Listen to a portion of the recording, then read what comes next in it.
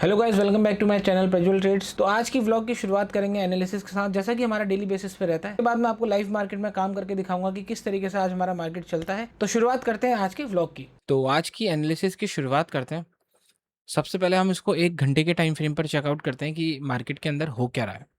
ठीक है, देखो शुरुआत से देखेंगे तो अगर मैं आपको पूरा इसका हिस्ट्री लेके जाऊं तो यहाँ पे हमारा फेक आउट था। उसके बाद हमारा एक गैप भी था। उसके बाद मार्केट ऊपर चला गया और इस लेवल को भी तोड़ के अभी ऊपर सस्टेन ही कर रहा है। ठीक है, मतलब जो हमारा एक इम्पोर्टेंट यहाँ पे एक लेवल था, इसको तोड़ के मार्केट यहाँ पे सस्टेन कर रहा है काफ़ी टाइम से, इस वाले लेवल को। ठीक है, ये लग क्यों नहीं रहा है, इस वाले लेवल को सस्टेन कर रहा है। देखो मार्केट ने क्या करा, यहाँ पे नीचे ब्रेकडाउन दिखाया लेकिन वापस से ग्रीन कैंडल आई और वो ऊपर ही सेटल हो गया है। और वहीं पे ही अगर आप देखेंगे कल भी रीटेस्ट हुआ और वहीं से ही मार्केट उठ गया। तो ये एक संकेत यहाँ पे ये देता है कि मार्केट कहीं ना कहीं बुलिश है। ठीक है, अब हम इसको ना थोड़ा छोटे टाइम फ्रेम पर लेके आएंगे। छोटे टाइम फ्रेम पर अगर आप देखेंगे, ये एक मार्केट के स्ट्रक्चर को फॉलो करता हुआ मार्केट बस बढ़े जा रहा है आगे।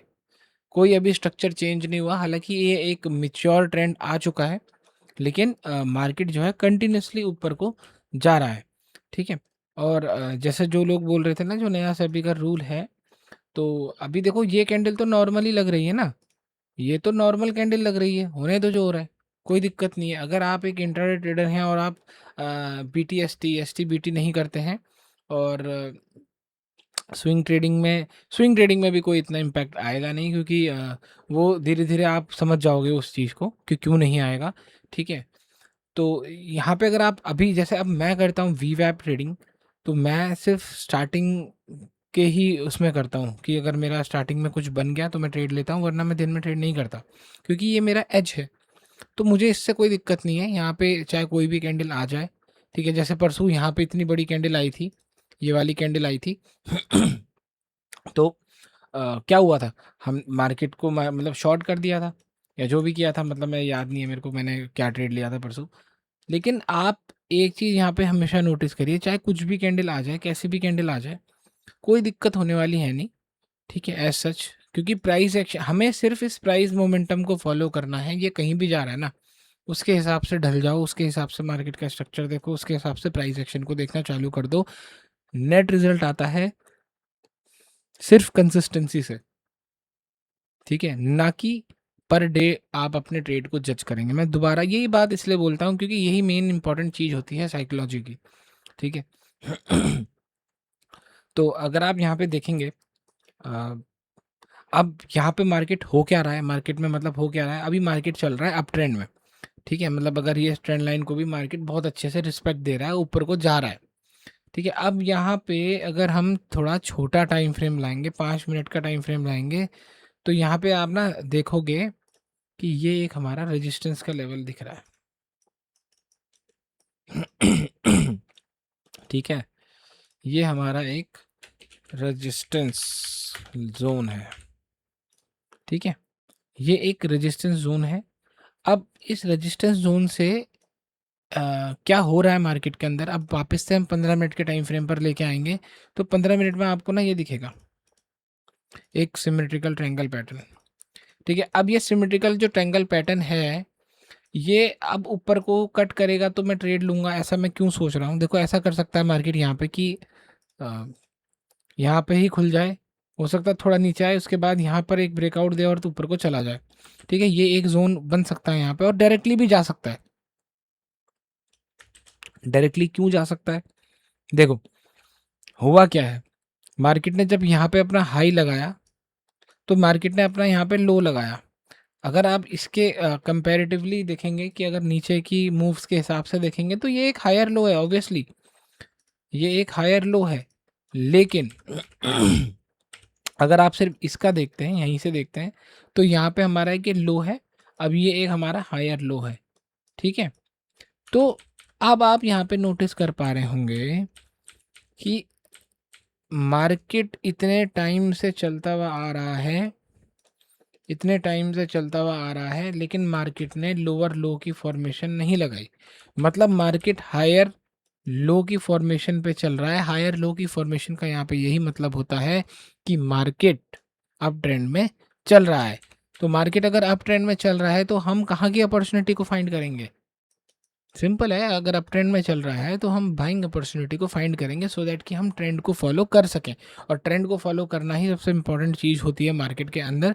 जब आप ट्रेंड को फॉलो करते हैं तो ही आप रिजल्ट प्राप्त करते हैं, सिंपल।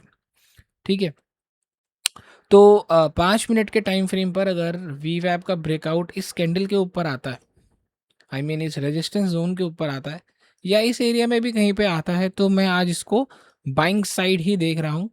ठीक है, और हमारा जो टारगेट रहेगा वो रहेगा 24,800, 800, 24,800, मतलब लगभग यहाँ पे। ठीक है, और 825 भी कर सकते हो, 825, 850, 850 तक भी आ सकता है। ठीक है, ज़रा एक बार इसको बड़े टाइम फ्रेम पर देख लेते हैं टारगेट के लिए, क्योंकि हमेशा टारगेट बड़े टाइम फ्रेम पर ही चूज़ करो। हाँ ठीक है, आ सकता है। ठीक है, बहुत सारी अपॉर्चुनिटीज़ हैं इसमें। अब देखो, अगर मैं मूविंग एवरेज लगाऊं, 200 ई एम ए लगाऊं, तो देखो ये अभी स्लोप ऊपर को उठने की तैयारी कर रहा है। ठीक है तो ठीक है, 15 मिनट के टाइम फ्रेम पर चेकआउट कर लेते हैं। यस, स्लोप ऊपर को जा रहा है तो मार्केट कहीं ना कहीं ऊपर को जा सकता है। 5 मिनट के टाइम फ्रेम पर देख लेते हैं। देखो 5 मिनट के टाइम फ्रेम पर भी 200 ई एम ए का ब्रेकआउट आ चुका है।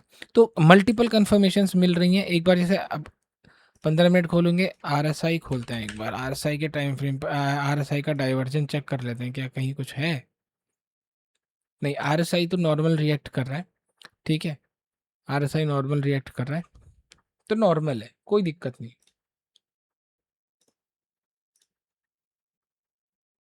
ठीक है, इसको भी चेकआउट कर लेते हैं एक बार। ओके तो ये चीज़ हो चुकी है और बढ़िया लग रहा है। देखो लास्ट लास्ट में वॉल्यूम्स भी मुझे नज़र आ रहे हैं। ये मैं धन के चार्ट में निफ्टी 50 को एनालाइज कर रहा हूँ, स्पॉट चार्ट को। काफ़ी लोग कंफ्यूज हो जाते हैं कि स्पॉट चार्ट और फ्यूचर चार्ट क्या चीज़ें होती हैं, तो यही सारी चीज़ें हैं। मैं अभी स्पॉट चार्ट में एनालाइज कर रहा हूँ। आपको हमेशा कोई भी चीज़ स्पॉट चार्ट में ही एनालाइज करनी है। अगर आप ऑप्शन ट्रेडिंग करते हैं, फ्यूचर चार्ट में एनालिसिस नहीं होती। फ्यूचर चार्ट में सिर्फ मैं वी वैप का ब्रेकआउट देखता हूँ। ठीक है, just for a confirmation of वी वैप का कि ब्रेकआउट हो चुका है। देखो वी वैप में इसमें भी लगा सकता हूँ, ये वी वैप लगा दिया मैंने, लेकिन इसमें ब्रेकआउट की वाली स्ट्रेटजी मेरी है नहीं।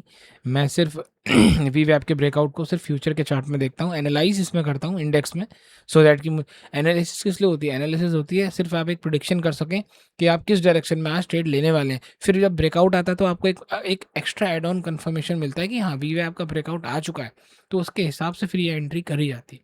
ठीक है, तो ये सारी चीज़ें हैं। तो लेट्स सी देखते हैं। चलो, अगर आज 5 मिनट के टाइम फ्रेम पर इस जोन पे कहीं पे भी अप साइड का मोमेंटम दिखता है या अप साइड का ब्रेकआउट दिखता है फ्यूचर के चार्ट में, तो मैं अपनी एंट्री यहाँ पे बना लूंगा। तो लेट्स सी देखते हैं कि आज हमारा दिन किस तरीके से जाता है। तो यहाँ पे हमारा एक वी वैप का ब्रेकआउट आ रहा है, एंट्री मैंने कर ली है। तो ट्रेड लेते ही मार्केट अभी बढ़िया मोमेंटम दिखाने लगा है। लेट्स सी देखते हैं कि किस तरीके से रिएक्ट करता है। तो अभी तो बढ़िया मोमेंटम मार्केट दिखा रहा है, होल्ड कर रहा है ये अपनी बुलिश स्ट्रेंथ को। अब देखते हैं कि ये हमको हमारे टारगेट पे पहुंचाता है या नहीं। तो धीरे धीरे हमारे टारगेट की तरफ ये बढ़ रहा है ट्रेड। अब लेट्स सी देखते हैं कि हमको हमारा आज टारगेट देखने को मिलता है या नहीं। अभी तो बढ़िया मोमेंटम आ रही है। तो जैसे कि अभी आप देख पा रहे हो, थोड़ा बहुत प्रॉफिट कम हो गया है, क्योंकि थोड़ा बहुत रिट्रेसमेंट ये कर रहा है। अब देखना ये पड़ेगा कि यहाँ से ये मोमेंटम दिखाता है ऊपर को या डीके होके स्टॉप लॉस पे जाता है। तो बढ़िया मोमेंटम अब मार्केट दिखाने लगा है। तो थोड़ी बहुत मोमेंटम अब आ रही है मार्केट के अंदर। तो 20,000 के आसपास चल रहा है, 19-20,000 के आसपास। थोड़ा सा ही रह गया हमारा यहाँ पे टारगेट। अब लेट्स सी देखते हैं कि अचीव करता है या नहीं। करना चाहिए वैसे, मुझे लग रहा है यहाँ से सही प्राइस एक्शन की पावर है गाइज ये। सही प्राइस एक्शन के साथ अगर आप वी वैप स्ट्रेटजी को मिला देते हो तो आपको इस तरीके के रिजल्ट देखने को मिल जाते हैं। तो बढ़िया मोमेंटम इस टाइम पे आ रहा है मार्केट के अंदर, जैसे कि आप देख सकते हैं। तो देखो अब मैं यहाँ पे क्या करूँगा, अपना जो स्टॉप लॉस है ना उसको बिल्कुल जीरो कर दूंगा, कॉस्ट टू कॉस्ट कर दूंगा। ठीक है, सो दैट कि मुझे यहाँ पे किसी भी तरीके का लॉस बिल्कुल ना हो और मेरी पोजीशन भी सेफ रहे। लगभग 25,000 आने वाला है टारगेट, थोड़ा सा रह गया बस 2-3 हज़ार रुपये शायद। ओके, तो यहाँ पे मैं अपने 16 लॉट्स को हटाना चाहूँगा। ओके, तो ऑलमोस्ट मैंने 90% क्वांटिटीज़ को एग्जिट कर दिया है। 2% क्वांटिटी अब बची हुई हैं, आई मीन 2 लॉट बचे हुए हैं। तो इस तरीके से आपको अपनी ना पोजीशंस को सेव करना पड़ता है। ओके, तो यहाँ पे हमारा टारगेट आ रहा है, तो मैं इसको फुल बुक करना ही पसंद करूँगा। तो मैंने अपने ट्रेड को फुल बुक कर लिया है। ये है हमारी वीवैप स्ट्रेटजी की पावर गाइस। सही प्राइस एक्शन को अगर आप यूज़ करते हो तो आपको इस तरीके के रिजल्ट देखने को मिल जाते हैं। और ये सारी टेक्निक्स मैंने द कंप्लीट ट्रेडिंग कोर्स में बहुत डिटेल में समझाई हुई हैं, सो दैट कि आप एक कंसिस्टेंट ट्रेडर बन सकें। तो आई होप आप लोगों को आज की वीडियो अच्छी लगी हुई कि इस तरीके से हमने मार्केट को आज देखा, कैसे समझा और किस तरीके से आज हमने अपनी एंट्री बनाई। तो अगर आपको ये वीडियो अच्छी लगी होगी तो आप इसको लाइक कर सकते हैं, और अगर आप मेरे चैनल पर नए हैं तो सब्सक्राइब कर लेना। Have a nice day guys, thank you.